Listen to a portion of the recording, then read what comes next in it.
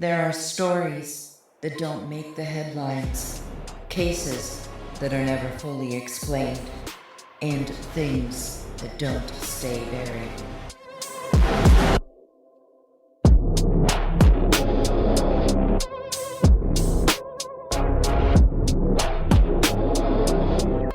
The kind of stories people don't talk about because they can't.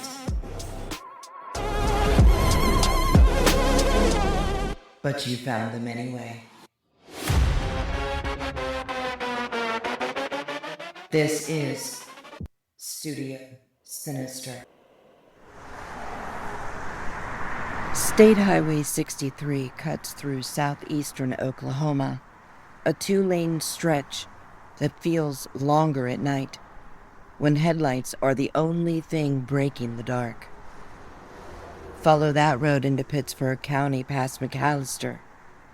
Deeper into the hills, and you'll come to a place most people never notice. Blanco, Oklahoma. Not a city, not even a town in the way people imagine one. An unincorporated community, a handful of homes, scattered across just over half a square mile. A population barely over 100 people. That's it.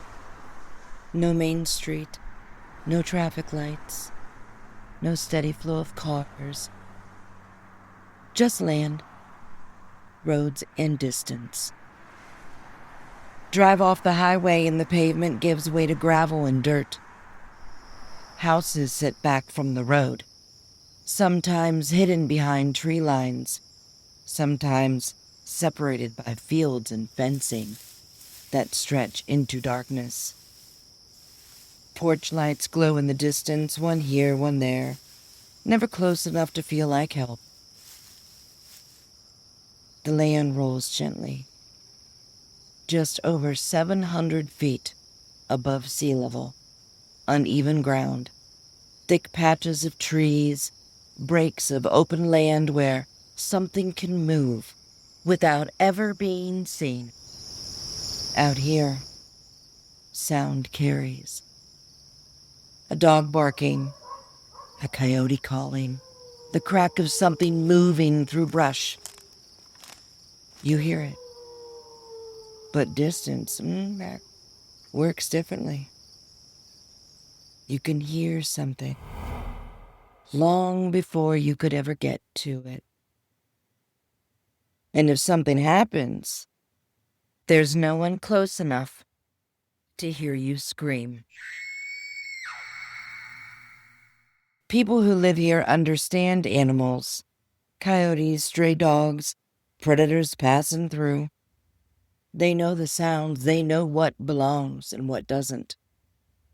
Because in a place this small, anything out of the ordinary stands out immediately. And on the morning of March 29th, 2026, something did. Emergency calls in a place like Blanco don't happen often. When they do, they matter. On that morning, a 38-year-old woman, Alicia Maxey, was found in a yard, unconscious, not just injured, brutally mauled.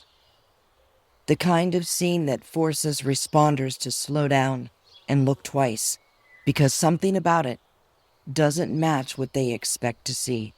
She's rushed from that quiet stretch of land down those same empty roads toward McAllister, toward emergency care, toward surgeons trying to repair damage that shouldn't have happened. And when she's able to speak, she describes what she heard just before it began.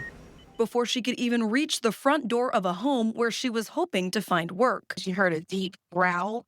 She said she could remember this growl. And she turned to run back to the truck, and something just pounced on her and knocked her to the ground. And she says it was dog-like, is what she described, but she didn't say it was certainly a dog. A growl, not a bark, not something distant in the trees, something close. Close enough to be the last warning she heard. In Pittsburgh County, cases like this fall to the sheriff's office, rural law enforcement, people who know these roads, who've seen what animals can do and what they don't do. The area is searched, ground checked, evidence collected, and almost immediately, the certainty you expect isn't there. County Sheriff Frankie McClendon says the sheer scale of the attack has prompted a search for answers. 38 years, I've never been involved or seen anything to this extent as far as injuries caused by a wild animal. Our question now is what caused these injuries? We've got the Department of Wildlife. They have actually taken some of the evidence, some of the clothing that was ripped from her, and send it off to one of their labs to see what we can find out if there's any way to identify what type of animal. That's not speculation. That's someone who understands animal attacks. Standing in front of something that doesn't line up. We have to widen the lens, because this isn't the first time Oklahoma has seen something like this. In September of 2025, a woman named Janelle Scott survived an attack so severe she lost all 4 limbs, described as a dog attack.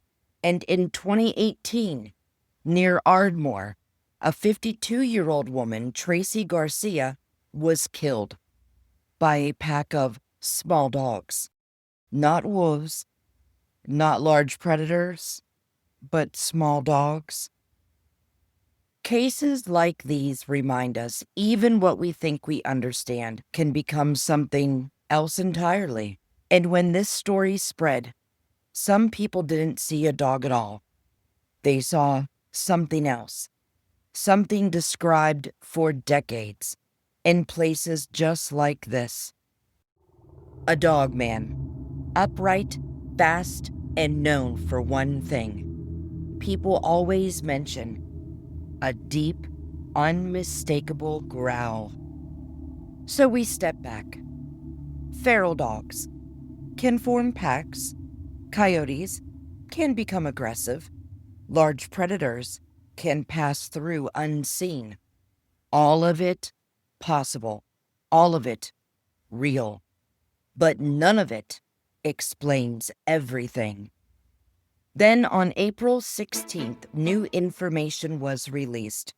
DNA collected from Alicia Maxey's clothing was tested at the College of Veterinary Medicine at the University of Florida, and the result came back as a domestic dog. Authorities say they can now rule out a wild animal.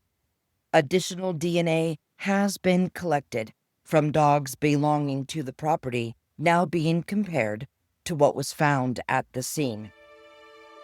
Alicia remains hospitalized but is improving. A recent setback required emergency surgery after one of her wounds reopened, but she is continuing to recover and will soon begin physical therapy. With her unable to work, her family has struggled financially. A GoFundMe was created, originally with a goal of $3,000, and it has now raised over $43,000.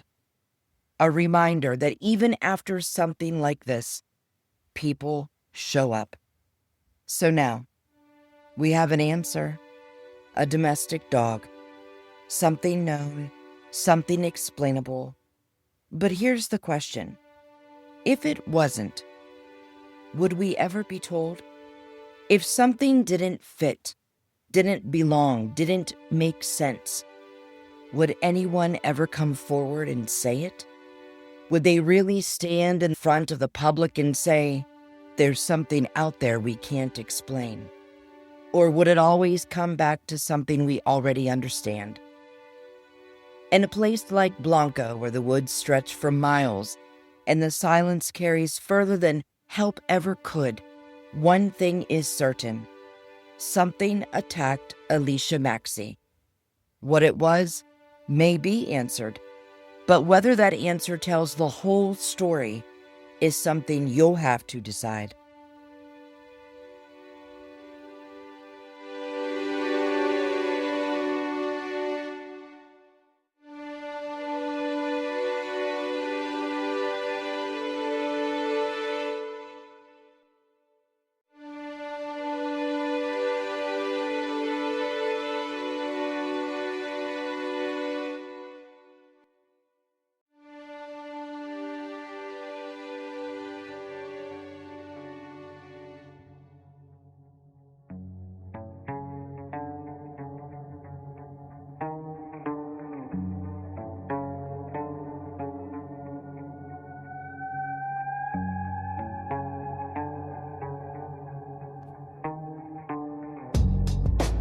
Thank you for stepping into this story with me.